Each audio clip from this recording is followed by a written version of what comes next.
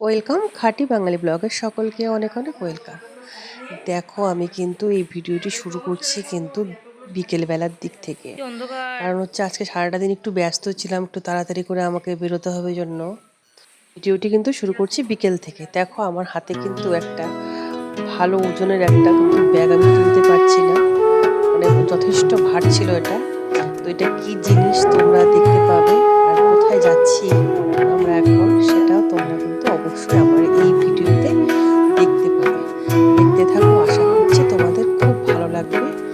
হ্যাঁ, আজ যাচ্ছি দেখো, আমরা কিন্তু আবার যাচ্ছি হচ্ছে, তোমাদের সাথে এর আগেও আমি একটা ভিডিওতে শেয়ার করেছিলাম যে আমি কোথায় যাচ্ছি।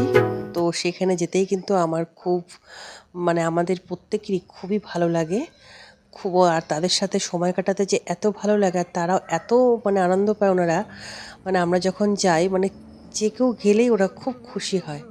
তো তোমরা হয়তো যারা যারা আমার ভিডিও দেখো তারা হয়তো আন্দাজ করতে পেরেছো যে কোথায় যেতে পারি। তো দেখো আমরা কিন্তু রাস্তায় বেরিয়ে পড়েছি, আমাদের বাড়ি থেকে অনেকটাই দূর হয় আমাদের ওখানে যেতে, ভালো লাগে যেতে খুব। মানে প্রথমে মেন রোড দিয়ে যাচ্ছি, দেখো তোমাদের সাথে আর একটা বলি, দেখতে পাচ্ছ অবশ্যই কাশফুলগুলো, কারণ দুর্গা পুজো বুঝতেই পারছো, কাশফুলের এখন চারিদিকে মানে বন্যার মতো, মানে এত সুন্দর কাশফুল কিছু কিছু জায়গাতে এত সুন্দর, মানে একসাথে মানে মানে মানে কি বলবো আর, মানে বলে বোঝানো যাবে না, মানে এত ভালো লাগছিল দেখতে কাশফুলের বন, মানে জায়গায় জায়গায় ওরা একসাথে উঠেছে, মানে এত সুন্দর। তাই ভাবি যে দুর্গাপুজো মা এই ফুল পছন্দ করে, তো সেই ফুলগুলোই কি সুন্দর সেই সিজনেই ফুটে ওঠে। আমরা কিন্তু গ্রামের রাস্তাতে ঢুকে পড়েছি, দেখো দুই দিকে কিন্তু সবুজ ধান গাছ। তো আমি তোমাদের দাদাভাইকে বলছিলাম যে এইসব কি তোরাই পাঞ্জি মানে চালের গাছ এগুলো? তো বলছে হ্যাঁ এইসব। তো গ্রামের রাস্তা দেখো কি সুন্দর লাগছে, খুব ভালো লাগছে। গরু আর গ্রামে তো সেই ছোঁয়াটা এখনও আছে, যেটা আগেও ছিল, যে সে কলসি করে জল নিয়ে যাওয়া মাট্টু থেকে, বেশ সুন্দর। তো এখানে আবার একটু দাঁড়াতে হলো, রাস্তা তো খুব খারাপ, খুব মানে রাস্তার অবস্থা খারাপ। তারপরে তো বৃষ্টি বৃষ্টি হচ্ছে জন্য আরও রাস্তার অবস্থা মানে কি বলবো আর। তো আমরা এখন কিন্তু মোটামুটি সামনে চলে এসেছি। হ্যাঁ, তোমরা এবার কিন্তু দেখে নিশ্চয়ই বুঝতে পারবে যে আমরা কোথায় আসলাম। তো দেখো তোমরা দেখেই বুঝতে পেরেছো, হ্যাঁ আমরা কিন্তু এখানে আসলাম।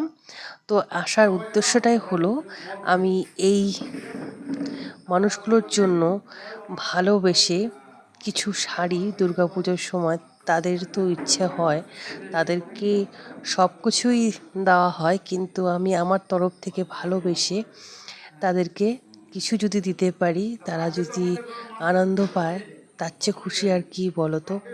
তো এরা সবাই বসে আছে, ওরা জানে যে আমরা যাব। তো বেশ সুন্দর সব, এরা কিন্তু সবাই মিলে বসে আছে, এরা কিন্তু খুব ভালো মনের মানুষ, এরা এত ভালোবাসা দেয় কি বলবো, মানে গেলে এত আন্তরিকতা, এত ভালোবাসা। আর আমাদেরও এত ভালো লাগে এদের সাথে সময় কাটাতে। প্রথমে ভাবি যে হচ্ছে বেশিক্ষণ থাকা যাবে না, হয়তো কোনো না কোনো কাজ থাকেই, তো চলে আসবো তাড়াতাড়ি, কিন্তু ওখানে গেলে কোন দিক দিয়ে যে টাইম কেটে যায় জানো তো, মানে মানে বুঝতেই পারি না, মানে এত ভালো লাগে। তো আমার মেয়েকে দিয়েই হলো, শাড়িগুলো দেওয়াচ্ছি, তো মেয়েকেই বলেছিলাম তুই দিয়ে, তো আমার মেয়ের সব হচ্ছে শাড়িগুলো ও হলো দিচ্ছে। তো ওর সাথে সাথে ওই এখানে এক ভাই ছিল, সেও একটু হেল্প করে দেবে। তো এদেরকে সবার জন্যই আমি একই রকম শাড়ি নিয়েছি, কারণ সবাই যতই বয়স হোক যাই হোক, শাড়ি বলে মেয়েদের একটা আলাদা ভালোবাসাই থাকে। তো এই শাড়িগুলো কিন্তু তাদের জন্য শুধু, মানে কালারও একই, হালকা একটু দেখতে পাচ্ছ হয়তো, কোনোটার মধ্যে একটু নীলের ছোঁয়া আছে, কোনোটা গোল্ডেনের ছোঁয়া, কোনোটা একটু সবুজের মধ্যে, মানে কেউ বলতে যাতে না পারে যে তোমার কালারটা ভালো ওর কালারটা ভালো না, হয়তো ওরা বলবে না, কিন্তু তবুও মেয়ে মানুষরা তো একটু শাড়ি পিয়ারি হয়, কারণ শাড়ি পছন্দ সবাই করে তাই না বলো তো। এই জন্য আমি সবার যাতে মন ঠিক থাকে একই রকম, তবুও তিনটে কালার কিন্তু একটু ডিপের মধ্যে হয়েছে, ওইগুলো যারা একটু ডিপ কালার শাড়ি পরে তাদেরকে ওই 3টে কালার দেব। আর এদের জন্য সবটাই বেশিটাই হচ্ছে কিন্তু একদম হলো ওই হোয়াইটের মধ্যে বেশ সুন্দর পাড় আর ভিতরে কাজ। এইগুলো কিন্তু আমি আবার একসাথে নিয়েছি আমার এক পরিচিত আমার এক বান্ধবীর কাছ থেকেই। তো শাড়িগুলোর কোয়ালিটিগুলি খুব সুন্দর দিয়েছে, খুব ভালো। এই যে আমার ছেলেকে দিয়ে দেওয়াচ্ছে ওর দিদি ভাই, তো আমার ছেলেও দিচ্ছে, দু একটা দিল।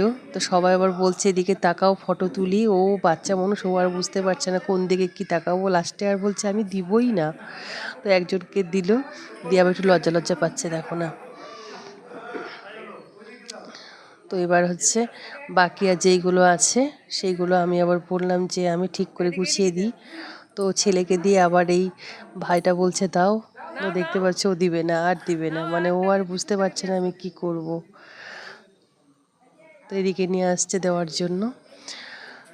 তো যাই হোক, ওনারা কিন্তু এখানে খুব ভালোভাবে থাকে, এরা সুন্দর, এরা সবাই খুব আনন্দ সহ করে এখানে থাকে, খুব সুন্দর পূজা পার্বণ সব কিছু করে ওরা এখানে। ওকে দিয়ে আবার দেওয়ানোর চেষ্টা করছে দিক, তো ও দিল আর একজনকে। তো সবাই দেখো শাড়ি পেয়ে খুব খুশি, ওরা খুব আনন্দ, সবার একটা একটা করে কোলে। আর এই কাকুদেগুলোর জন্য হচ্ছে কিন্তু বলেছিল হচ্ছে লুঙ্গি নিবে, তো তাদের জন্য লুঙ্গি দেওয়া হয়েছে। তো ওরা সবাই বসে আছে।